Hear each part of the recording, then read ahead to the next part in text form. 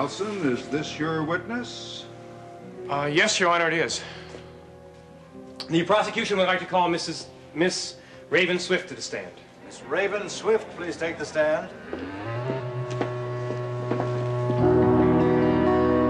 Do you solemnly swear to tell the truth, the whole truth, and nothing but the truth, so help you God? That'll be the first time. I do. State your name. Mrs. Raven Alexander Jameson Swift. Be seated. Mrs. Swift, are you familiar with the defendant, Draper Scott? Yes, I am. I know him very well. What about the deceased, Margot Dorn? No, I don't know her. I met her several times, but that's all. But you do know her husband, Elliot Dorn. Yes, I do. How long have you known him? About a year, maybe 2. Oh, then you're friends. Yes, friends. Yes. Is it true that you have been out of the country for a while? Yes, I've been out for about 6 months in England. With friends? Parents. I see. And when did you come back to Monticello? About 6 weeks ago. 6 weeks ago? Yes. You didn't inform anyone? I mean, you didn't get in touch with any family or friends here in Monticello? Not all of my friends, no. Just Mr. Dorn? Well, actually, it was an accident. I ran into Mr. Dorn, and I didn't want him to think I was snubbing him. I mean, actually, I didn't want to snub anyone, but I just wanted to be alone. Why? I just felt like it. Why did you return to Monticello? I mean, any specific reason? Well, I got bored with London, and I didn't like the weather. Does it really matter? No, I guess it doesn't really matter. Well, do you remember exactly when you saw Mr. Dorn and under what circumstances? I don't remember the exact date, but I know it was about a week before we got together. Well, do you remember the exact date that you got together? Yes, it was January 25th, the evening. Are you aware of what else happened on January 25th? Yes, I am. It was dreadful. But see, that's why I remember the exact date, because I remember waking up the next morning and hearing on the news that Margot Dorn was murdered or whatever.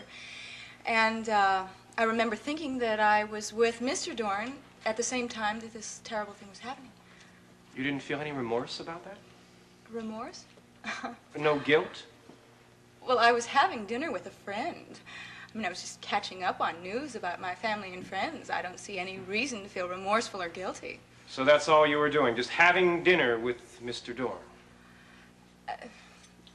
Do I have to answer that question the way it's phrased? How would you like me to rephrase it?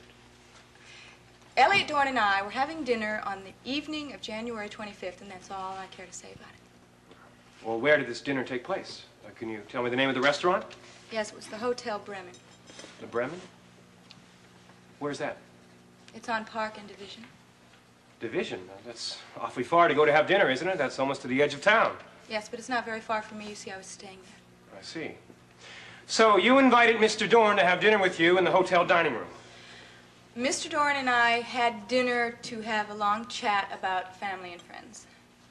Can you prove that this dinner took place? You think I came here to lie? Please, just answer the question. Yes, of course.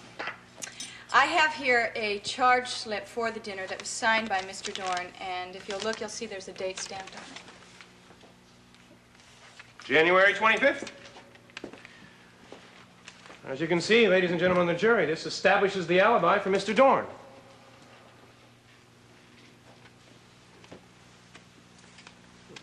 Thank you. And thank you. No more questions. Mr. Carr, do you wish to cross-examine? Yes, Your Honor, I do. Counselor, may I see that receipt, please? Oh, of course. Thank you. Mrs. Swift, first, let me welcome you back to Monticello. Thank you, Mr. Carr. On direct examination, you said you had been back in Monticello for 6 weeks, and that you visited Mr. Dorn to catch up on the news of your family. Didn't it occur to you that you could catch up with that family news by visiting your husband and your baby? How opportune for Mr. Dorn. Well, I'm very glad that Mr. Dorn and I were together that evening so that you couldn't possibly accuse him of... Accuse him of what? Killing his wife? Objection, Your Honor. I'm merely trying to have the witness amplify her own statement. Objection overruled. Well, Mrs. Swift, is that what you think might have happened? Some people do have nasty minds. Yes, I suppose some people do. This dinner you had at the Hotel Bremen, was rather expensive, wasn't it? Yes, it was. I did offer to pay, but Mr. Dorn insisted. Of course, he paid with a credit card, and who knows who pays the credit card company? Yes. Who knows? There seems to be some kind of surcharge on this receipt. Did you know that? No, I didn't look.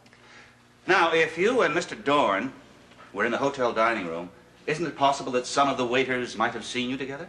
What if they had? Or perhaps you weren't too worried about that, because you didn't have dinner in the dining room, did you? Well? I told you that we wanted to have a private conversation. So that's what this surcharge is. It's for room service, isn't it? You and Mr. Dorn had dinner sent to your room so you could catch up with the news about your family. No more questions, Your Honor. Thank you, Mr. Martin.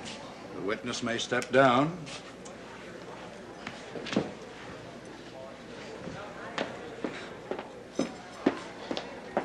Talk about that bad pen. My God. I'm sorry, it's perfect. I can't tell you the fun I'm having watching people's reactions every time they see me. Raven, what are you doing here? Why aren't you in London? Well, I was deported. They caught me trying to steal the crown jewels from the Tower of London. That wouldn't surprise me in the least. You know, I can't tell whether people are upset or happy to see me. They just all look shocked, as if I'm some kind of a ghost. I suppose that's what I am in Monticello.